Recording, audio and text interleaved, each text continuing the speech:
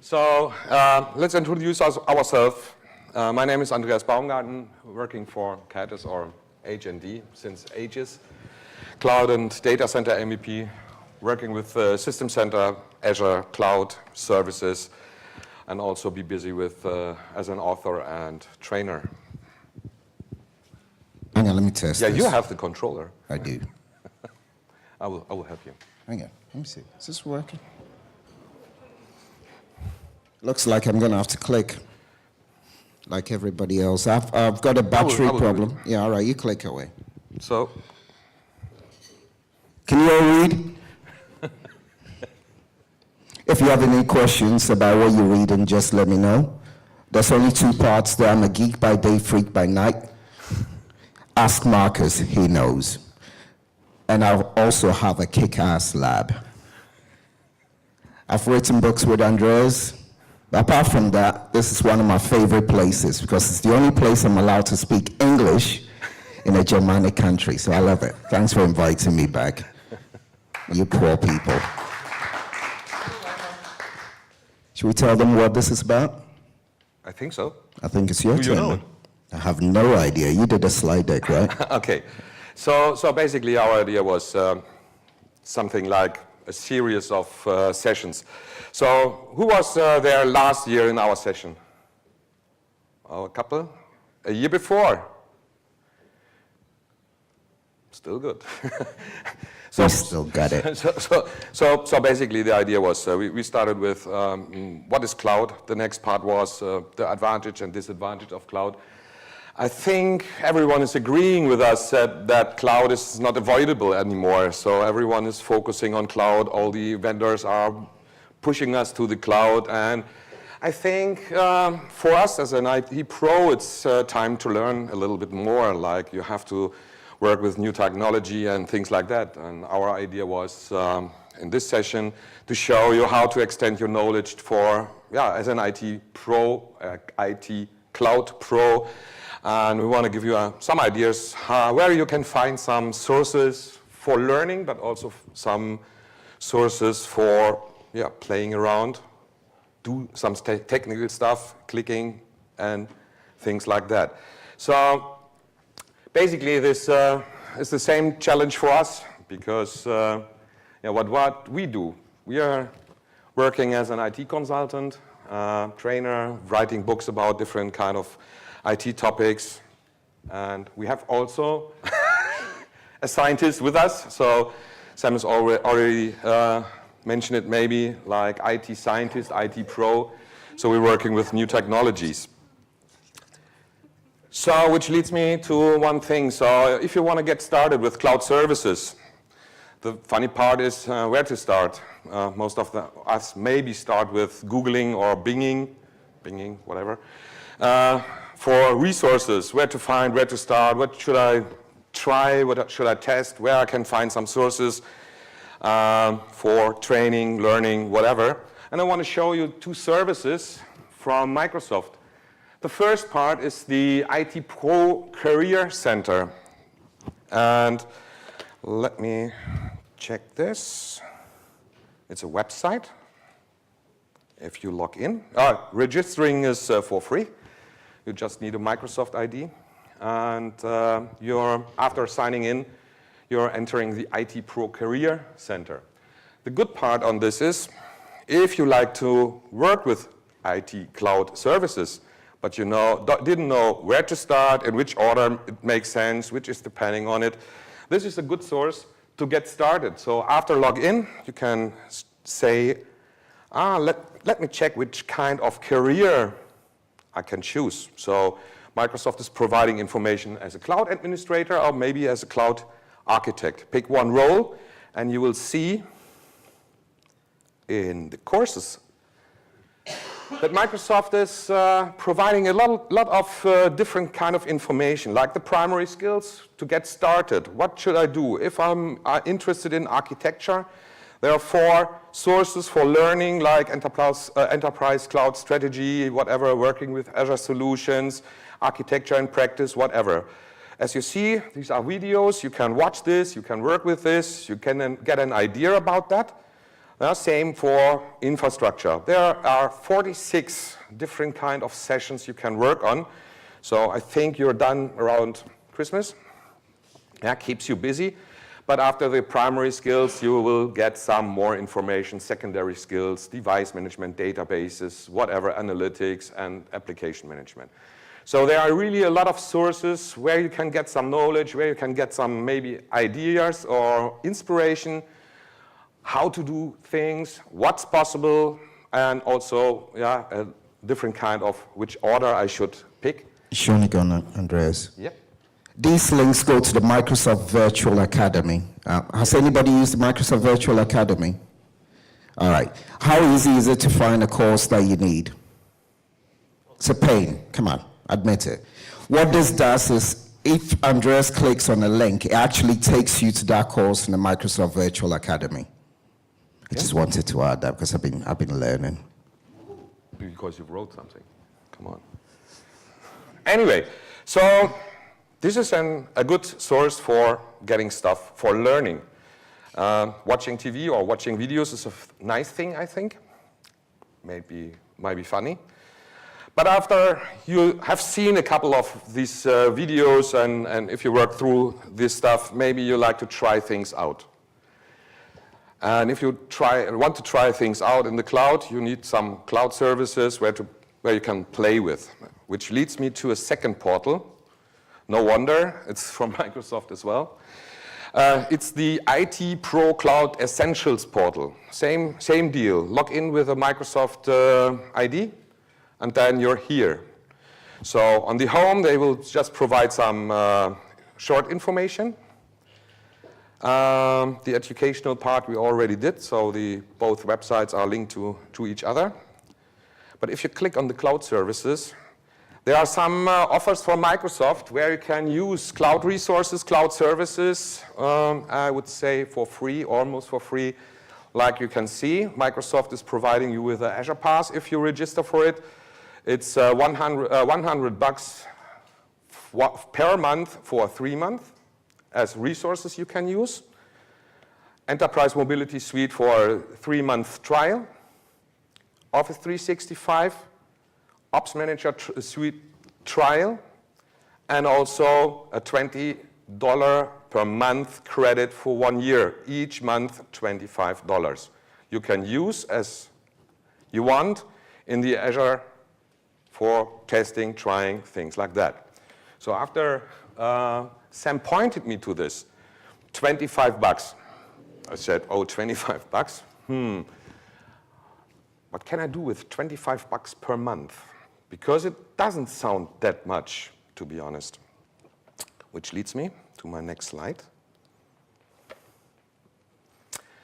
What I can get for $20 per month. If you create a virtual machine in the D2 class, it's a 100 gigabyte storage, 7 gigabyte RAM, 2-core CPU. I can run one of these machines for 170 hours per month. So that's one option. If you say, okay, I don't need that much performance, pick a smaller one. Yeah, it's half of the SSD, 3.5 gigabyte, 1-core CPU. You can run this for 353 hours per month. The good part is, who's used to run or work with Azure? Who's working with Azure and trying things like that? Okay? Because the special thing is you can create virtual machines as much as you want, as long as these machines are shut down, so not running. It costs only really a few cents just for the storage of the SSD, the virtual hard disk. You will be charged if you fire up the virtual machine. So if you start the virtual machine, then you are charged with this amount of money, which is for the larger virtual machine, it's 14 cents per hour. The smaller is 7 cents per hour. And if you're done and you want to watch another movie or video or whatever, maybe done for the day, just make sure you shut down the computer, the virtual machine, so you're not charged. So basically with a small machine, just for testing and playing around and what's possible and how to do this and that, 353 hours for compute for this is one machine. So basically the math is really easy. If I want to run 2 machines, I can run it also 170 hours. Question. Yeah. When I go to Azure, Yeah. it is really necessary to have a credit card? Yes. Or can I pay this PayPal or something else? No. Andreas, can I take this? Sure. So there is a myth about the credit card. They're not going to charge you. It's really to try and prevent robots from going in. So when they ask you for your credit card, it's just validation that you're a real person. So when you sign up for the trial, once the trial is over, it becomes like a pay as you go. I'm going to get Germanic now, handy. Yeah. So unless you buy credits and say, switch me to a subscription, the credit card does nothing. Yeah. Yeah. I understand. Yeah. Because the first question was the credit card. I have not. Yeah. I'm not able to do anything Yeah. more. I've given them my credit card. They've had it for 2 years and they haven't charged me. No, the question is not if they charge you, but what to do if you don't have a credit card. So basically, if you don't have a credit card, borrow one. Go for Sam. Yeah. So the contact information are on the, I think the second slide, and then he will provide you with. So basically, there's no other chance using a credit card. Actually, Andreas gave it to you. When you went to the IT Pro Essentials, Yeah. that was to try and fix that. So you saw that I said get code. So when you sign up to that program, it gives you a code. Then you don't need a credit card. But they just launched that. It was in May. So that's the alternative. But it's not for a company. It's for an individual. Yeah. The third possibility is that Microsoft is giving away Azure passes on Yeah. specific courses. Yeah, yeah. And this is the only possibility to activate an Azure account without a credit card. Yeah. So basically, just to make sure. So these 2 offers I was presenting with the portals, that was the intention of Microsoft to help IT pros as an individual, maybe private person. So if someone is interested in getting used to it, learn a lot of new stuff on a more or less private base. So these programs are not made or not designed in intention of Microsoft for, oh, I have a large and huge company or a large enterprise like whatever, really a big company, and I want to train my IT guys. Yeah, so basically this offer is more directed to, let's say, people that are that crazy that they will work a little bit for training and things and interested in things afterwards. I don't like work. you calling me crazy, man. I don't like You that. are, come on. Come on. Okay. So any other question regarding these 2 websites? I think the best is just take a look on that. And if you want to play around, we did a short math, what is possible. And to make it really clear and sure, if you get this free things like 3 months, €100, or the 12 months, the €25, they won't charge you. You will always get a notice you're running out of your credits, but they won't switch automatically to charge you. So the option is if you fire up a lot of machines and you're done with your contingent of free stuff, it won't work anymore. Yeah, so then you get a notice, oh, you're done with your whatever, $100 or $25 per month. It's not like, oh, now I switch to the credit card and charge you, and then you run in trouble at the end of the month. Yeah, so just to make sure. Cool. Andreas, I know you talk, I talk. We're going to get to the end. There'll be questions. I'll be around during the beer session, so come and see us. We will speed date our way to the end to respect the next speaker, but I'm here till the evening, so come and chat to us, and even afterwards. Come on. I might forget my name. Yeah, okay. So I think for getting started, it's easy going. If you register and if you get the codes, then you will, earlier or later, log in the portal. And now Sam will take over to show you some easy starts, some easy methods where you can get started and how does it work. You want to switch that? Oh, yes. Yeah. I need both hands. Just a second. Come on, mic me up.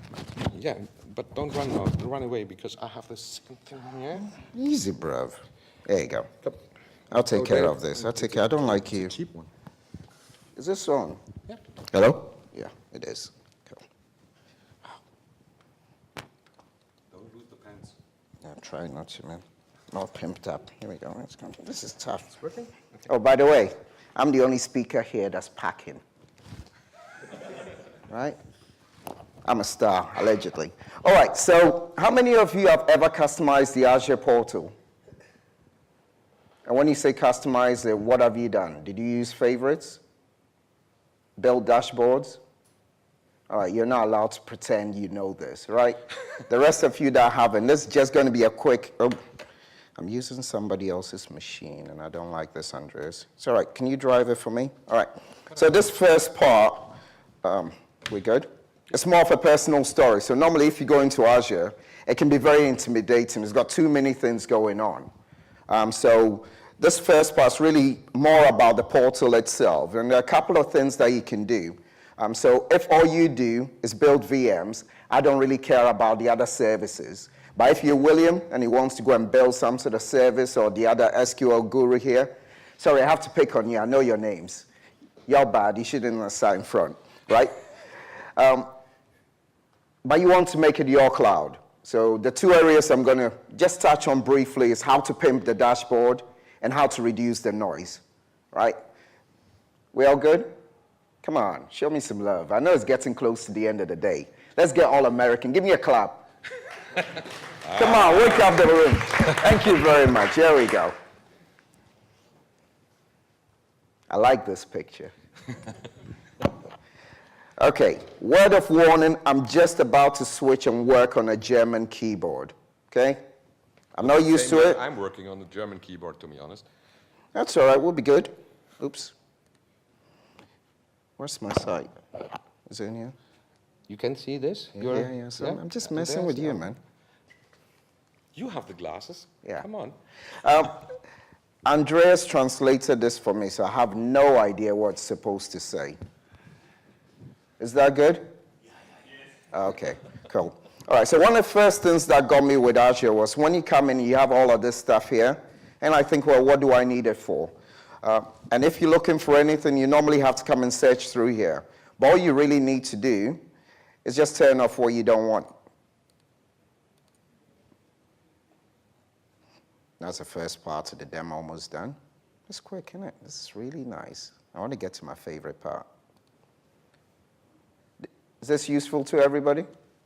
Right? Because I really don't like it. I used to go in and think, I don't like it. Okay?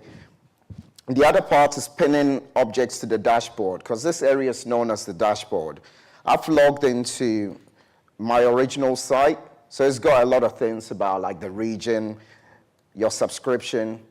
If I'm here to just work on a lab, I don't really care about this, right? So that's the default dashboard, but the actual dashboard, you can come through here and I can show you one I made earlier. So for instance, I was in Berlin earlier on this week. So I changed it so I had this, and the screen resolution for the purpose of the tape has really shrunk. I'm used to some very big screens. But I did this one for here. Right, so just going to walk you through how we get to this by starting off with a really boring dashboard.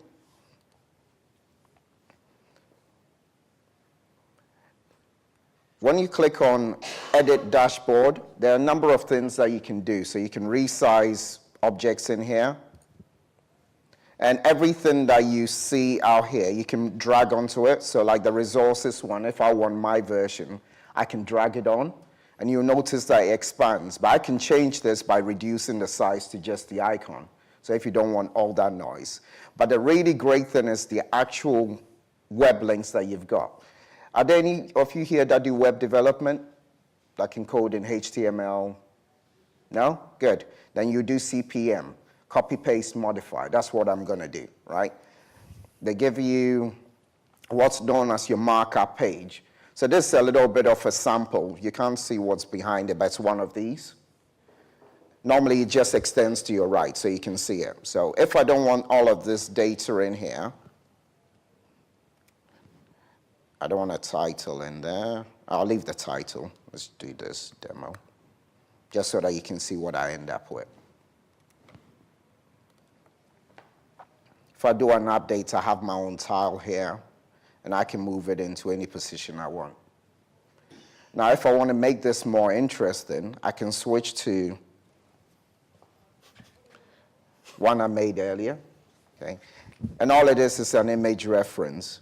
So for the Cloud Essentials website bit, if I want to pin it to my dashboard, all it is I'm saying this is an image, and with the image, if you've got WordPress or anything, any location where the icon actually sits, just reference it. So don't reference somebody else's site. This is from my own site. And then this is the link I want it to go to when I click it. We'll make this code available, but you can use your favorite search engine and get to the same information. So if I switch back to this page,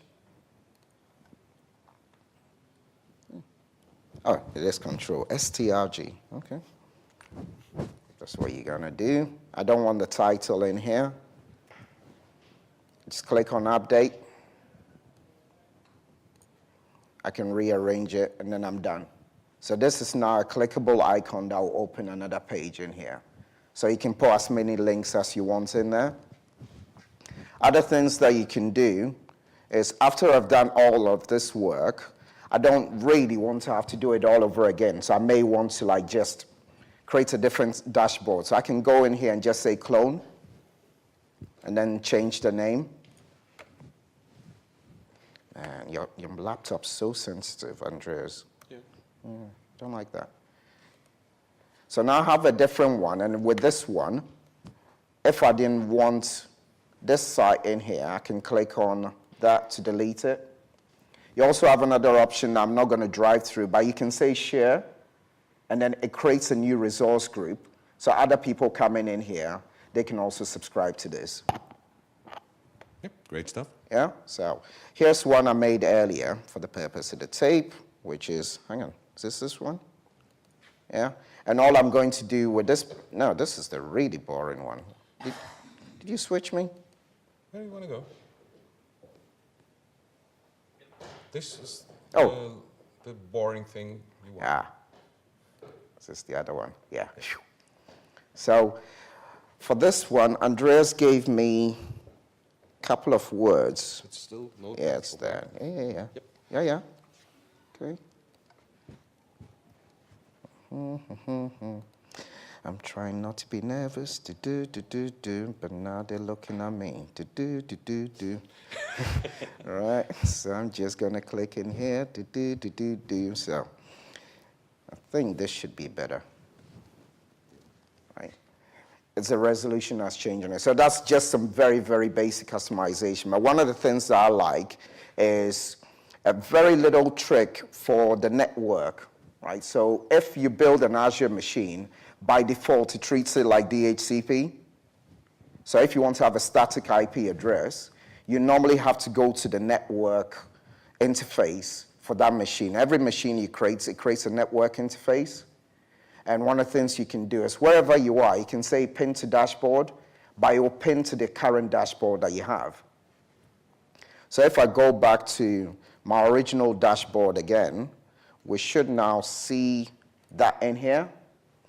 And for my domain controller, let me select my SQL server, what I want to do is make sure that the IP address always stays the same.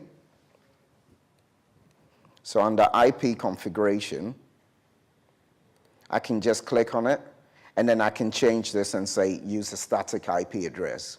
So the cost thing, if you shut down the operating system within Windows, you still get charged. So you have to shut it down outside of Windows, but once it reboots, it will give it a different IP address. And it's not always easy to find this within the portal itself. So by using the dashboard and pinning it to the dashboard, you can actually make this bigger, and you can see all your network interfaces and make it easy to manage. How am I doing for time? Am I good? Yeah, I think so. Cool. So I want to show gadgets afterwards. This is all still me, right? You done? Yeah, I'm done. Okay. You guys okay that I just run this stuff solo? I got a sexy accent, you know. I will just show you all the icons then. Cool. So last year, for those of you that were here, I'm a big fan of like my own portable lab. Everything that's on the table is in my laptop bag. But as we're moving into the hybrid world, what if you want to build your own lab in the cloud? So Microsoft released a new thing in Azure, what's called Dev Test Lab. So you basically think about it as Hyper-V in the cloud, but your Hyper-V. So that's what I'm going to take you through. And I've come up with a new thing called DBS. Anybody heard about DBS? DB9? That's my favorite car. It's all going to become very clear. The scenario is this. I'm going to build a lab. Then I want to be able to RDP to it, so my SQL server or whatever it is. This is DBS. So in this Dev Test Lab area, what you do is you basically say, build me a lab. You give it a name, and it creates all the virtual networks, everything, and then creates like a little mini Azure for you where you can go and restrict your images for the ones that you want. So as you can see in the screenshot, is it clear from there? Okay, so when you go into Azure and you say, I want to create a machine, it brings you a huge list of machines. But in this environment, you can go through and say, only show me these, and it loads up quicker. The other thing that you can do is address that cost side. So normally you will have to write a script that automatically shuts down your machines. But in here, you can go and say, at 6 p.m. every day, turn off all the machines, or 8 p.m.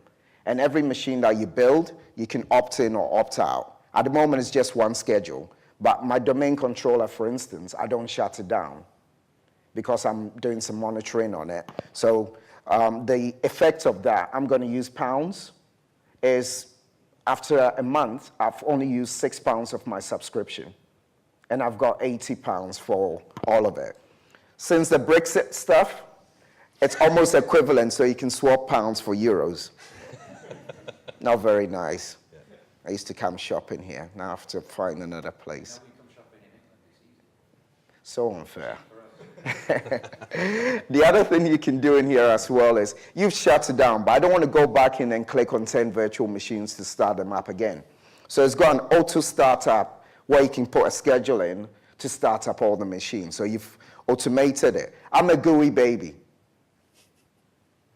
I started my career with autoexec.bat, right? I'm old school, word perfect and all of that. But we've moved past all of that. So even though I love PowerShell and all of that, if I want to play in my lab, I just want to have something I can click on. So that's what this will give you. The other great part is I can be the lab owner, and you have role-based security. So I can say lab assistant. They can't mess with the configuration, but they can play in there. And you can say you can only build a VM of this size, and you can only let it run up to this time. So that's the end of demo by screenshot, right? But I'm going to dive into the portal now and show you what that looks like. We won't deep dive. It's because we're both trainers, and we like to set you some homework, right? I'm the driving instructor. We got the dual pedal. I'm going to show you. But in this case, I trust you. You can hop into your own car. If you kill yourself, don't say I taught you. But if you pass, cool. So let me see. Does this work in your bit? Oh yeah, it does. Look, all the controls work the same as in a. It's cool, huh? Yeah. Wow. This is good. Maybe next time you can buy a German laptop then. No. Never. Ah, I'm in the wrong one. Okay. So the other tip that I didn't mention in here is, because you log on with your live ID, how many of you use Chrome? All right, so it's incognito for you. How many of you use Internet Explorer? All right, so whenever you go into Azure, always launch in private mode, because I log onto my machine with my live ID, but it's different from the ones I use in the lab. So here, I'm in incognito. That's why I've got my other subscription here. You can tell from the email. And the environment I want to get into is the IE one. So this is my main subscription. And the screen is really tiny, so I'm just going to drop into any one of them. So this, oh, this one's too big. I just need anywhere to land. That's me. What's sim? Oh, no, I renamed it, didn't I? I think so. Yeah, I did. Cool. All right, so the dev test, edit that. Yep. The dev test lab stuff, to actually create one, if I go into the services, because I've pinned it, I'll do a search for dev test. So it's one of the Azure ones. When you pop in here, all you need to do is say add. Wait. You're supposed to be the egg timer. It's coming, right? Yep. So what you do is just provide the name of your lab. Is this the same folder that I opened? It's the same file. All right. You created that. But anyway, just provide a name, a lab name. Oops. There you go. So if I do this. Make sure you choose the right solution, the right location. By default, it's in alphabetical order. Now he will create this lab in the Brazil data center. I would normally, but I'm not going to. Here's a lesson learned. You cannot edit the lab name, and when you select delete, I'm not sure how long it's supposed to take. So the lab's gone, but the object will be there. So tip, come up with a naming convention. Don't go in and go demo 1, demo 2, demo 3, right? So I'm going to go back to one I've created earlier, which is this private one. So you can see these are all my labs. This one is dead, but I've deleted it. In the background, I think there's normally some sort of timeout. So if I go into an existing one, the screenshot areas that I'm showing you, they're all under settings. So when you go into settings, I won't drive it any further. I'll just touch on one thing. One of the things that is usually a pain is I can say, well, what is my default admin user? So you can create one and create a password for it. So when you create machines, it just uses it. That's one great thing. How many of you use SCCM? Okay. So the other part is it's called formulas. So you effectively just say, pre-configure the settings that you want. So virtual machine name. So if I click on this one here, man, this is responsive. Yep. Thanks, Michael. Your internet is faster than mine. It brings all the geeks to the yard. La, la, la, la. So you give it a name. I can select the password, and also I can fix the subnets, etc. And all I really want to do here is create a machine. But part of this demo, I'm going to do in reverse. I'm going to go to one of the machines. Let me close these blades, because I'm going to show you how you can remote control to your machine the same way as you do with your normal machines. If I create a machine before that, I have to wait for it. So I'll just give you a quick demo. Normally, when you select a machine in Azure, you click on Connect, and all it's doing is RDP. Does RDP make sense? Like the way I switched to German, right? Genau. Right? So you click on Connect, and all it's going to do for you is provide you with the RDP file. So just do a save as, and you don't have to come into the portal anymore after you've created a machine. Provided you've got internet access, you can just double-click on the file, and it would open up like your normal RDP session. I'm not going to save it. It's on Andreas's machine. Oh, no problem. So you just have to make sure this is an RDP session, and with the resource manager, Microsoft switched from dynamic port to the default RDP port. So it's 3389. All right. 90, yeah, 89. Cool. Gadget Show, Gadget Show. Yeah, Gadget Show. Gadget Show is coming up. So You said you were done. basically, that's the easy part. You just have to make sure this is open for firewall, so you can connect to the machine in Azure. We're good. These machines are running properly also with Windows XP or Windows 98 or something? No. If you really, really want to go through that amount of pain to find out that's not going to work, then I have to say yes. Yeah. So The short version is it's only supported operating systems. But to make sure I'm staying compliant, I'm going to fly through this, and then we'll have a conversation. Is that okay?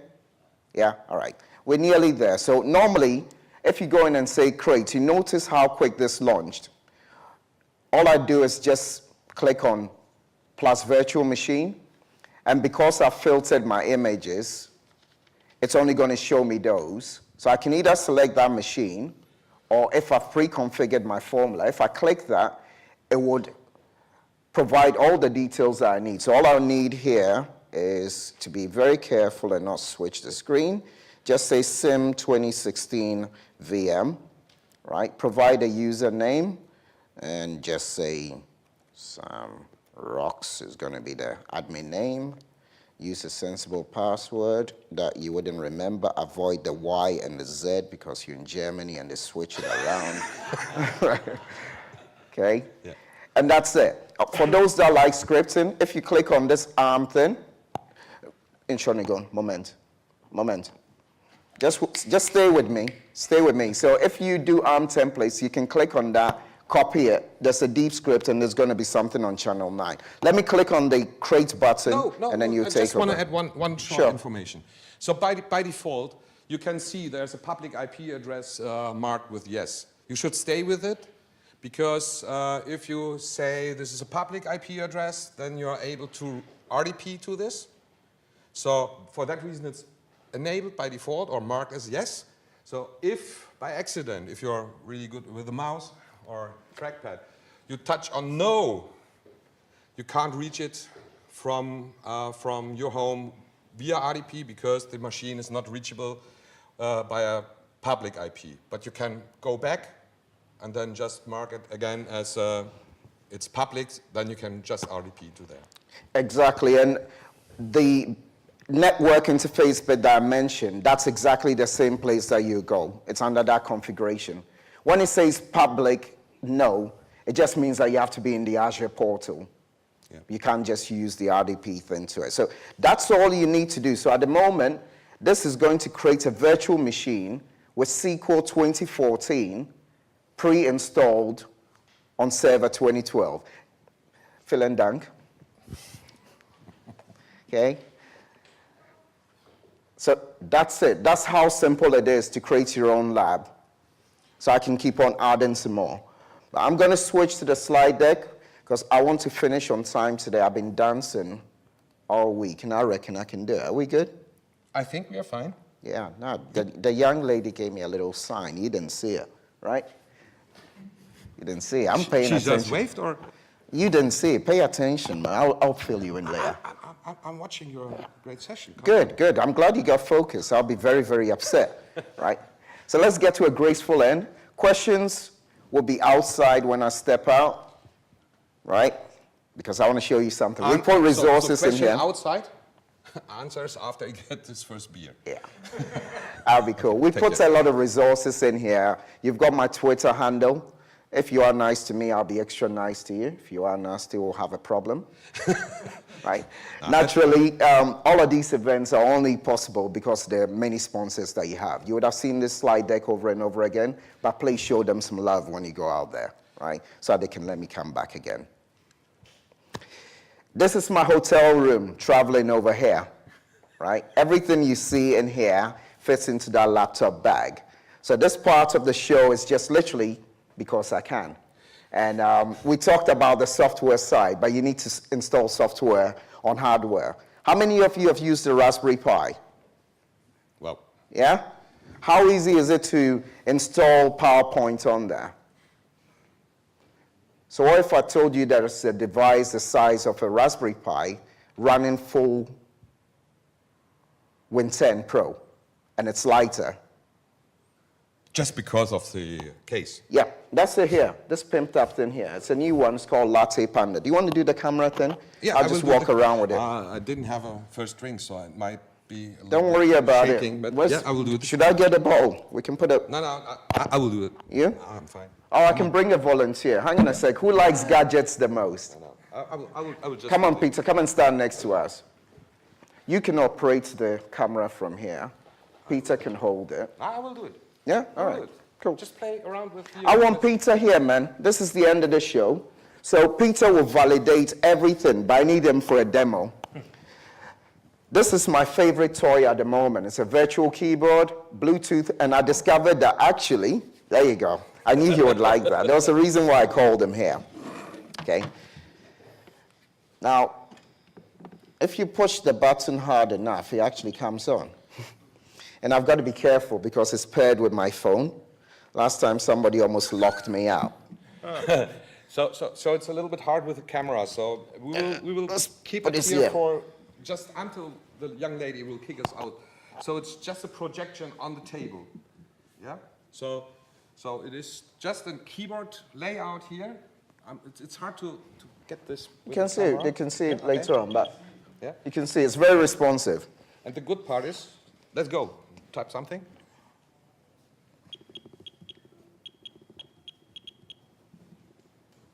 That works. All right, cool.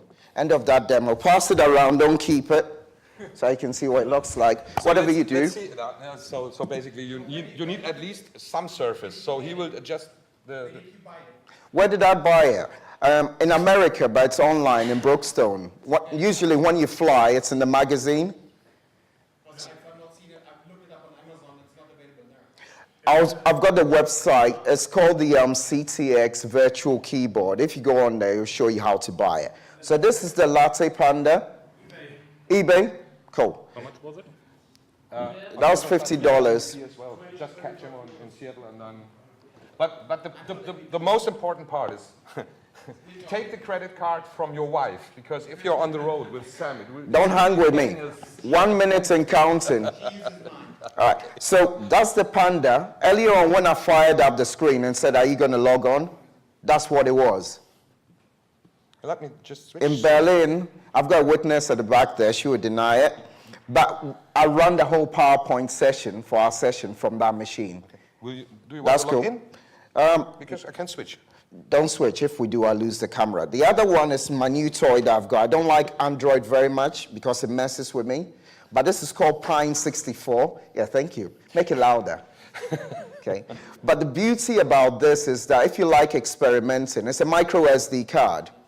So you just remove the micro SD card. There's a new operating system called Remix X. It's a Linux one. It's really beautiful. That's what the picture that you saw. All of these are Kickstarter projects. So this is like for $45 or more. But full-blown OS. It runs Kodi.